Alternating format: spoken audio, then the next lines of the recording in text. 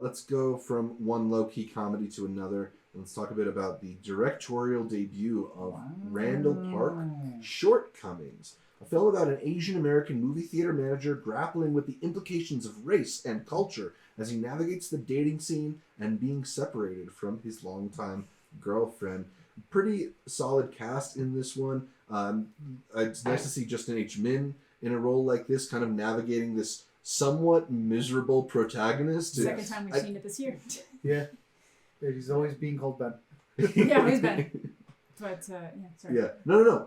And I just think it's an interesting movie because it doesn't really feel. It has the feeling of a romantic comedy, but not the structure of it. Yeah. And it doesn't resolve in the way that maybe a typical romantic comedy style movie Which would. is good. Yeah, and I think it's much better off for it. It's all these little like slices of life, observations that actually feel really true. We found ourselves talking about things and then saying it's exactly like Shortcomings more times than we expected. Yeah, like too many times. As you can see right here, we think it's good. It's 3.5, but some people wouldn't think that's a big one. No. But it has snuck into way too many conversations. We keep trying to look for bottle openers, and there's a scene in the sequence we keep calling back to. Yeah. There's a lot in this that we really like. The thing is that he wears it on his sleeve. Yeah. That was one worry that I had, is that Randall Park comes in and he adapts this graphic novel from the same guy who made Paris District 13. Yeah. If I'm not mistaken. Yeah. Let me put it up here. Yeah. Adrian Tomine. He did Paris District 13 or 13th District. It's on Hulu. Highly recommend it. It's a really good movie.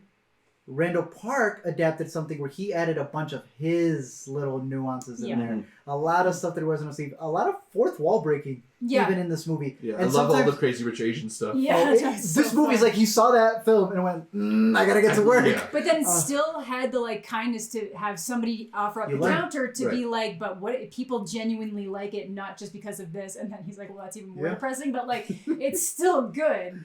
So it's an introspective movie, even when it is a little too much. Like it feels like someone. I mean, it's the main character. He's hounding you. He is a miserable person to be with, and they're not afraid to show you that. And I thought that worked really well because there's been a lot of big climaxes in these movies where they realize, main character gets hit with the idea of it's not whatever else you think it is. It's you. And I thought this one covered it well. I mean, it's got the title for it, Shortcomings. I think that there's so many movies that don't go hard enough committing to your main character being the problem, so that either they have to come out the other side, but people don't always realize that they've even gone through your journey. I know Scott Pilgrim's a big one. 500 Days of Summer is a huge one. This kind of has similar vibes in areas. Actually, yeah. Wow. You know what I mean? I do know and exactly then 500 Days of Summer just ends the way that people would probably expect this one to end, and it doesn't necessarily wrap up that way, but it's good because it's, this is a reality. People are like this, and it's good to have movies where people are just assholes. Yeah, I mean, so we've talked about a few comedies that are real laugh out loud crowd pleasers. This isn't that one, but it's satisfying and fun to watch. I laughed quite a bit, and I think the audience It's got did moments, laugh but it's not. It's not the. I think it'll play different in a crowded Sundance theater than it would in like. That's fair. Yeah. And I'm not saying it's not funny because it is, it's not. It's no You Hurt My Feelings. It's no theater camp. It's more just kind of like, that's true. Yeah, it's a satisfying dramedy. Yeah, because this one's really leaning on moments where you're like, oh, this is a comedy, and then they start fighting, and no one found that funny.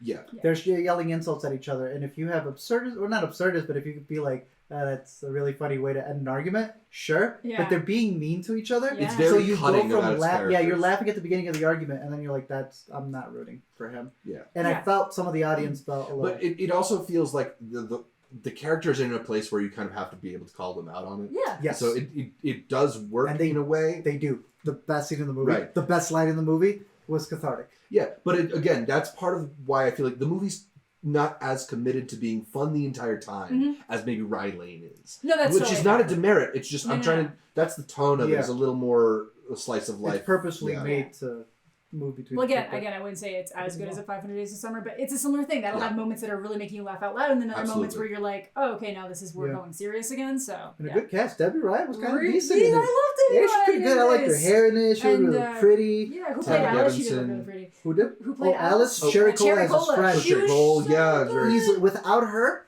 we're not sticking with this guy. Yeah. No. It's as simple as that. That's what I mean. Because you'll even wonder why she's sticking with him, but it's because she kind of has like some light. she's like, I'm willing to put up with your BS because you're nice with me and I can rag on you and you accept it. But like, she's the reason why you stay on board. Timothy Simons made me laugh a lot. Yeah. He had no business being funny out of nowhere. Yeah. Jacob Batalon gets to do a meta joke. He gets a little meta joke in there. And then also Sonoya Mizuno. I love seeing her in her proper accent, right? Doing her thing, playing herself, not an alien or a robot. So good. She was really good at it as well. Mm-hmm. So Right, Shortcomings. I think we all would recommend that one. Keep bumping up a point every single time. Right? It goes up 0.1 every single time we talk about it. Yeah.